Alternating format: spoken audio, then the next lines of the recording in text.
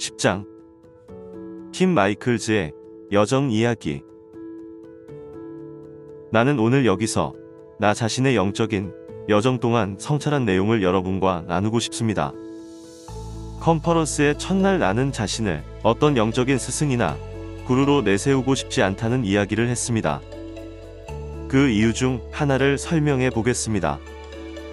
40여 년의 영적인 여정을 거치면서 나는 많은 영적인 사람이 추구하듯이 스스로를 명료하게 의식하는 성향을 항상 가지고 있었습니다. 우리는 항상 자기 자신을 바라보며 어떻게 변화해야 하는지, 무엇을 더 잘할 수 있는지를 성찰하고 있습니다. 나도 역시 40여 년의 여정 내내 주변에 무슨 일이 일어나는지, 세상이 어떻게 돌아가고 있는지, 다른 사람들에게는 어떤 일이 일어나고 있는지에 대해 깊이 관찰해 왔습니다.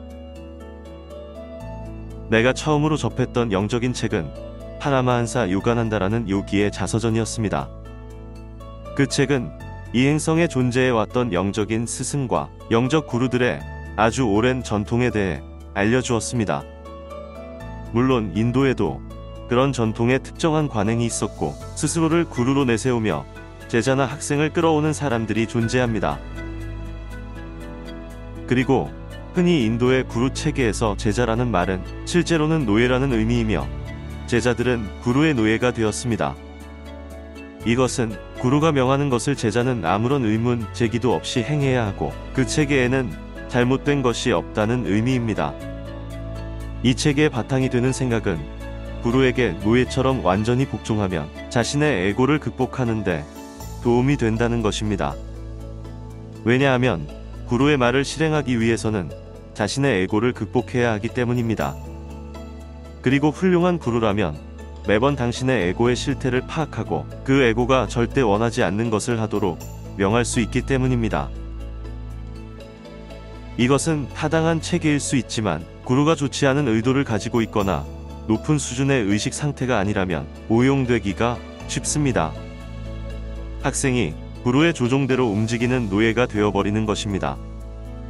그리고 실제로 인도의 구루들이 서양에 와서 자신들의 힘과 권위를 남용하는 것을 여러분도 본 적이 있을 것입니다. 아마 한국에서도 그런 일을 보았을 것입니다.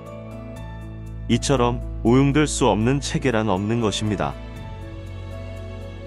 그 책이 영적인 스승과 구루에 대해 알게 된 첫 계기였습니다. 그리고 나는 오랫동안 요가난다의 책을 탐독했습니다. 인도에 직접 가보기를 원한다거나 요가난다처럼 나 자신의 구루를 찾아야 한다고 느끼지는 않았지만 그 책을 읽는 것은 매우 즐거웠습니다. 그 책을 처음으로 접한 지 약 25년이 지난 어느 날 나는 그 책을 다시 읽고 있다가 불현듯 인도의 전통이 물병자리 시대에는 맞지 않는 것임을 깨달았습니다. 무언가 잘못되었다는 것이 아니라 그 전통은 단지 특정한 시기에만 효용성이 있었고 진정 이행성의 물병자리 시대에서 필요한 체계는 아니라는 의미입니다. 왜냐하면 인도에서 일어난 일은 외부의 구루, 육신을 가진 구루에 대한 찬양이었기 때문입니다. 흔히 그들은 과거로부터 이어진 이런 구루들의 계보를 중요시하면서 그 계보를 숭배하는 데에 아주 집착합니다. 그러나 물병자리 시대에 우리는 외부의 구루가 아니라 우리 안의 구루, 내면의 구루를 찾아야 합니다. 인도의 전통은 그러한 도약을 할 준비가 되어 있지 않다고 생각합니다. 그들은 전통에 집착하면서 그것을 계속 이어나가기를 원하기 때문입니다. 나는 또한 오랫동안 상승 마스터의 가르침을 공유했던 서구의 한 단체의 일원으로 있었습니다. 그 단체도 역시 구루의 개념이 있었고 상승 마스터들을 지원하면서 구루로 활동하는 한 사람이 있었습니다. 거기에 잘못된 것은 없지만 문제는 그 구루가 아주 한정된 시간만 가지고 있다는 점이었습니다. 내가 속했던 그 단체는 대단히 규모가 큰 단체였습니다. 아마 인도, 아쉬람의 구루라면 자신이 가진 시간에 교류할 수 있는 수의 학생만 받아들였을 것입니다. 그러나 이 단체에는 수많은 사람이 있었기 때문에 구루가 모든 사람과 개인적인 접촉을 할 수는 없었습니다. 그리고 그러한 상황이 영적인 스승이란 개념에 대한 또 하나의 모델이 되었습니다. 또한 나는 세월이 흐르면서 스스로 영적인 스승이라 자처하면서 책을 쓰고 강의를 하고 워크숍과 컨퍼런스를 하는 이들도 봤습니다. 명백히 나도 그들과 똑같이 할 수 있었습니다. 나 스스로 교사임을 자처하면서 구루라고 자칭할 수도 있었습니다. 일부 사람은 직책을 좋아하니까요.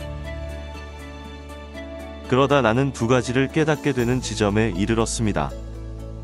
첫째, 당신이 어떤 능력이 있고 어떤 권위를 가지고 있다고 거창하게 선언한다면 누군가는 믿을 것입니다.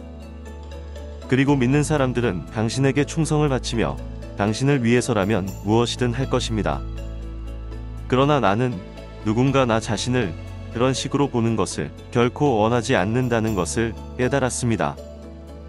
그 누구도 나를 맹목적으로 추종하거나 사람으로든 구루로든 나에게 충성하는 것을 원하지 않았습니다.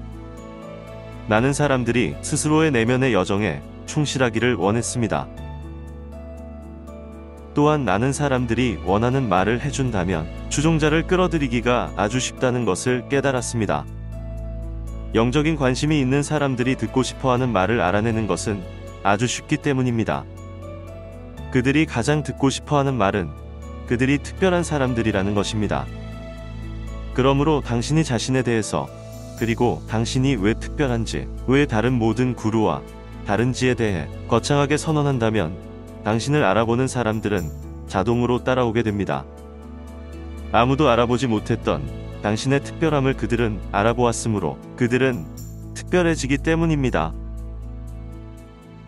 그리고 그들이 왜 특별한지에 대해 말하고 그들에게는 특별한 임무가 있고 다른 사람들은 이것을 볼 수가 없다고 말해준다면 여러분은 충성스러운 지지자들을 모을 수 있습니다. 나는 구루들이 어떻게 스스로를 높이고 어떤 방식으로 사람들과 관계를 맺는지를 보면서 이런 패턴을 목격했습니다. 그리고 또 한 가지, 구루는 자신과 추종자들 사이에 일정한 거리를 유지해야 한다는 것을 알게 되었습니다. 당신은 신비한 분위기를 연출해야 하며 그들이 당신에 대해 잘 모르고 이해하지 못하는 부분이 있어야 합니다.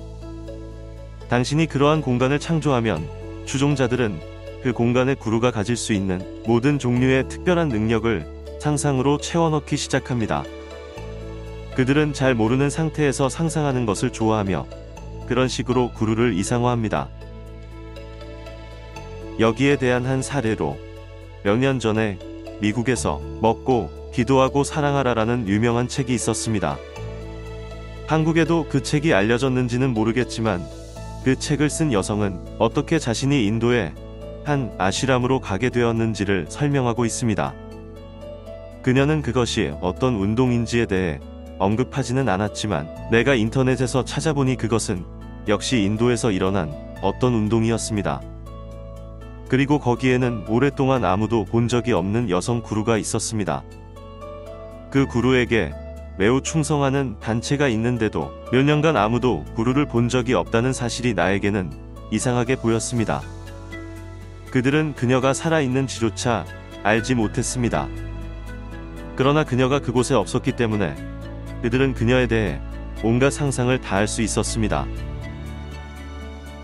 나는 이 패턴을 모두 알아차린 후 스스로에게 그런 관점을 적용해 보았습니다. 자, 나는 누구일까? 내가 특정한 위치에 있다는 것은 알 수 있어. 마스터들이 나를 메신저로 선택했고 나는 그 가르침을 전달하고 출간하는 일을 하고 있어. 사람들이 나를 어떤 특정한 시선으로 본다는 것은 분명해. 그럼 나는 개인적으로 이에 어떻게 대처해야 할까? 그러고 나서 내가 자신을 다른 사람보다 더 중요한 존재로 내세우려는 어떤 욕망도 가지고 있지 않음을 깨달았습니다. 그리고 그것은 내면의 상위 존재인 I am 현존과 만나는 지점에 왔기에 가능했습니다. 그리고 우리가 자신을 영적인 존재로 깨달을 때 우리는 에고로부터 완전히 자유로운 영적인 세계의 I am 현존을 인식합니다. 그 존재는 우리가 겪고 있는 지상의 일에 초연합니다. 그리고 나의 진화인 I am 현존은 유일무이한 존재이지만 내가 나의 현존을 인식한다면 다른 이들의 내면에도 유일무이한 현존이 존재함을 알 수 있게 됩니다. 그리고 각자의 독자적인 개성에서 어느 존재가 더 좋다거나 나쁘다거나 높다거나 낮다거나 하지 않습니다. 누구도 더 특별하지 않으며 우리 모두가 특별한 존재입니다. 그리고 나는 구루가 학생들 위에 있는 더 특별한 존재라는 모델에 기반을 두고 사람들과 관계를 맺고 싶지 않았습니다.